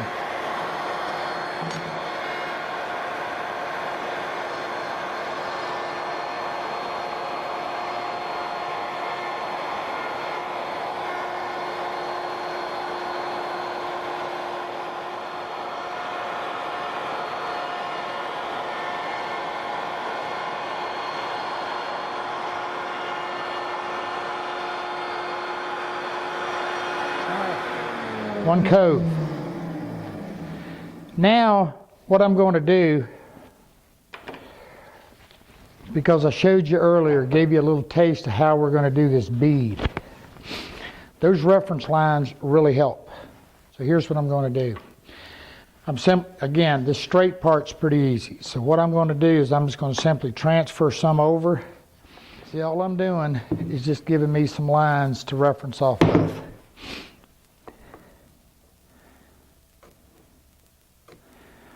That are 90 degrees to this surface right here. Because this next thing we're going to do is pretty unorthodox. I'll tell you up front. But we bought bits and did everything figuring out how to do that. And now we could have done it, and I'll show you a little bit about that. Of course, the amazing part was seeing how the old fellows didn't have routers and all that, but we could have done it the old-fashioned way. All right, we'll be right back, and we're going to make a bead. All right, the bead. I told you before we started this was the toughest part of this whole project. Now, when I was doing it, like I told you earlier, I tried everything I could come up with. This worked. Now, again, it's just a trim router, but again, you could just use, a regular motor.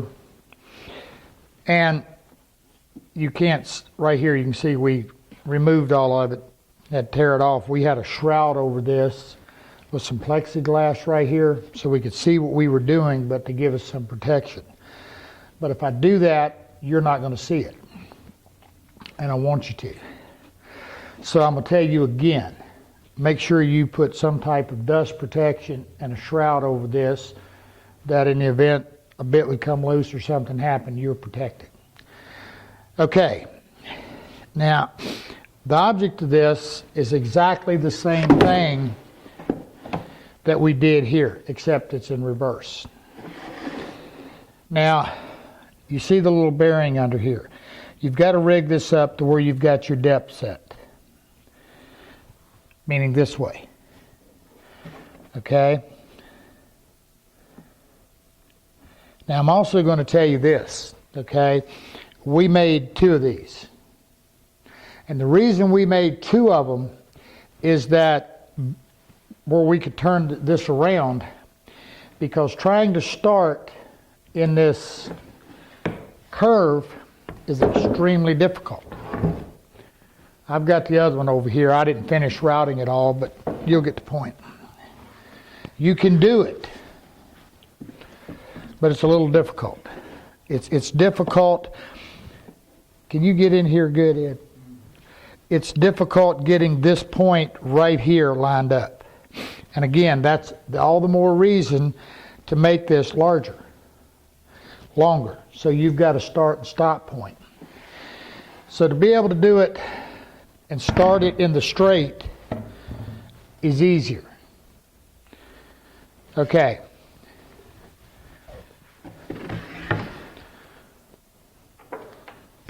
I ain't real crazy about this not having a shroud on it, but we'll be okay.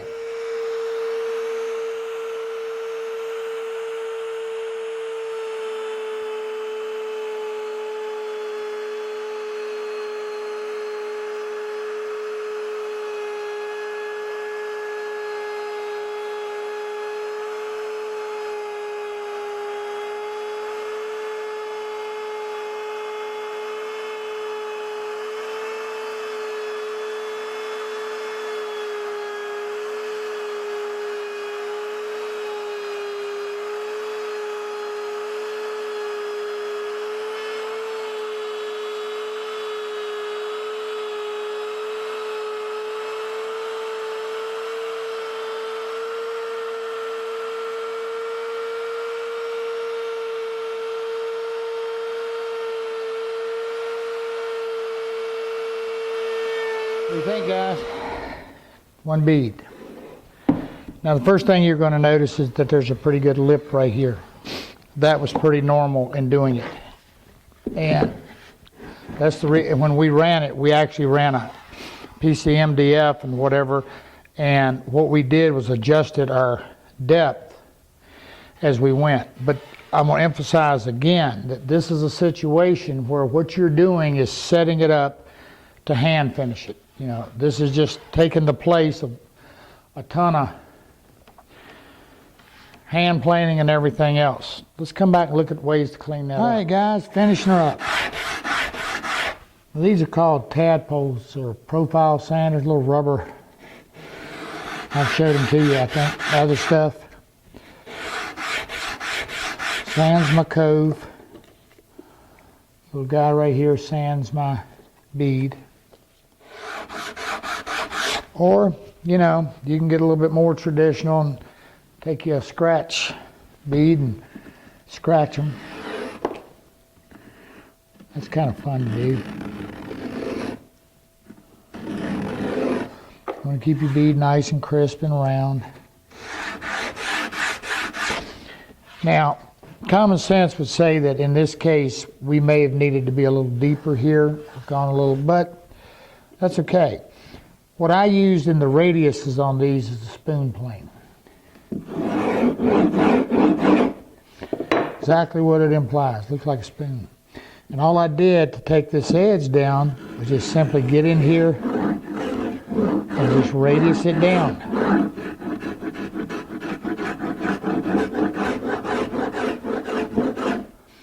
Actually letting the edge of the spoon kind of ride against the edge of that bead. Then just a little lump.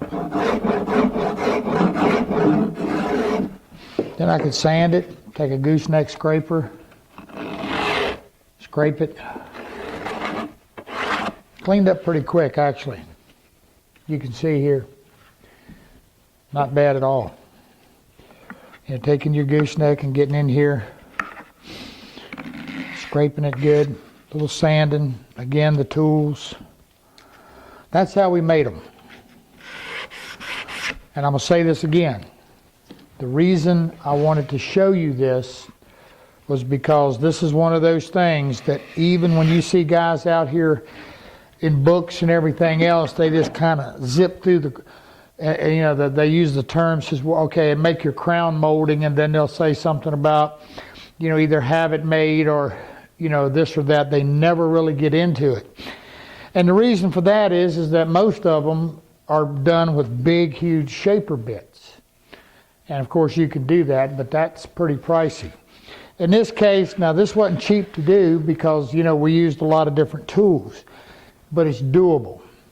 Now we're going to come back and I'm going to show you the bit I had made, and I think, I'm not going to even quote a price on it because I'm not sure how much it is, but I know we paid about 3 times as much. Now it's not going to make a crown this big. And when you get into really period pieces and you really want them big, magnificent crowns, this, this is kind of what they are.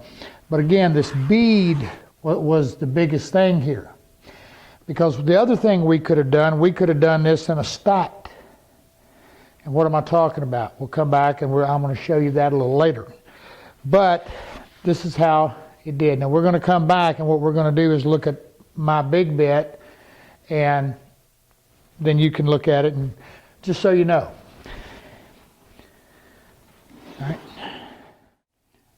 All right, guys, what I'm going to show you now, this is my bit, the one I had made. But I can't take claim for the design. Or the actual profile. It was on a Goddard Townsend piece. And what it's got is it's got a cove, which is in the bit, which is going to give us a bead, and then a big cove. Now one of the things I want you to notice is that on this particular bit, we've got a really good deep shear right here, almost straight right on that edge. Now the object, unlike the big gooseneck we did, this one is smaller, but it's really nice. If you look out on my website, you're going to see some secretaries, you're going to see some chest on chest that have the bonnet top, the broken arch and all that, and you're going to see, and beds and whatever, and you're going to see a gooseneck on it. And this is the bit. There's actually 2 bits, and that's the main reason I'm showing you this, is not so much to show you the bit, but to show you another technique. Now the way this works, I don't have to have any patterns. I can run right off my profile, and all I do is put my bit down and keep incrementing up. Now this bit's a little over 3 inches in overall width, so I definitely want to reduce my speed. I want to be in the 10,000 to 12,000 RPM range. Okay, and I want to make sure that I start small. I don't want to get myself out here too far. In other words, I don't want to be hogging too much material at any one time.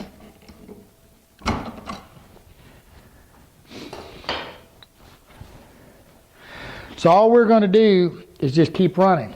Now what I'm going to do is I'll show you. Let's just do it.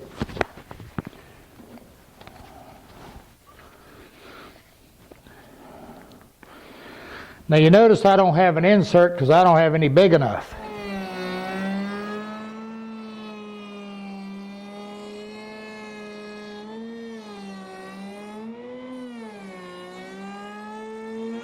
I'm going to move this out of my way. I don't like doing it without that pin.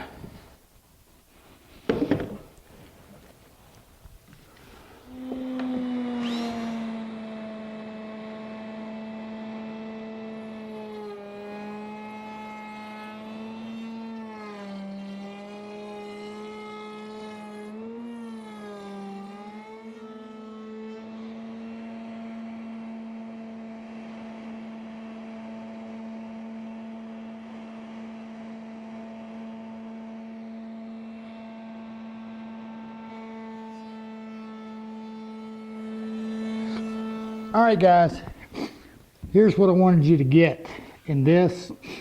Now, the first thing I want you to notice how high up that bit is, because what we did was we kept incrementing up. If not, then we would have, you know, that's what keeps us having a bearing surface here. Now, you need a shroud over this. Kind of like a big old raised panel bit, you need something. But again, I don't have it on here because to show you. All right, here's my basic profile. What I've got here is I've just got a nice cove and a bead. Simply put.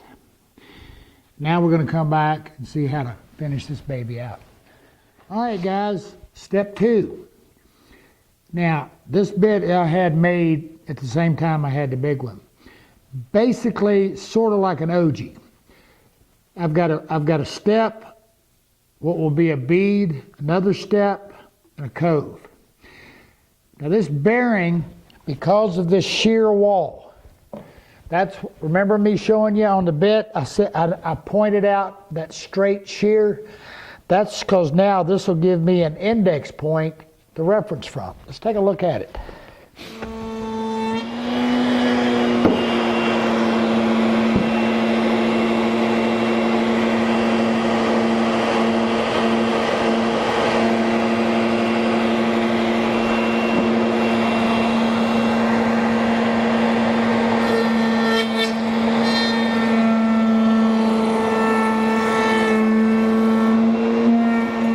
That's essentially the way the gooseneck is cut. And then, like I showed you earlier,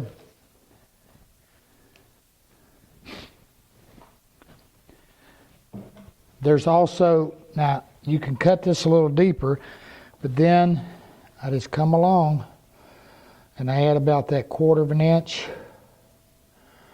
and that's my bandsaw line. That's where I'm gonna cut it off. And when that bad boy gets scalloped out, then you get a nice rosette. Makes a beautiful crown. Now that pretty much wraps up the goosenecks, except I want to remind you of something. When you're doing all this, don't forget the sides. Make you pieces to go down the sides. I know you already knew that, but I just thought, well, you know, I better say something about it, or somebody be emailing me and say, you didn't tell me to make the pieces for the sides. Hello? Make the pieces for the sides. All right, goosenecks. Hope you learned something doing them.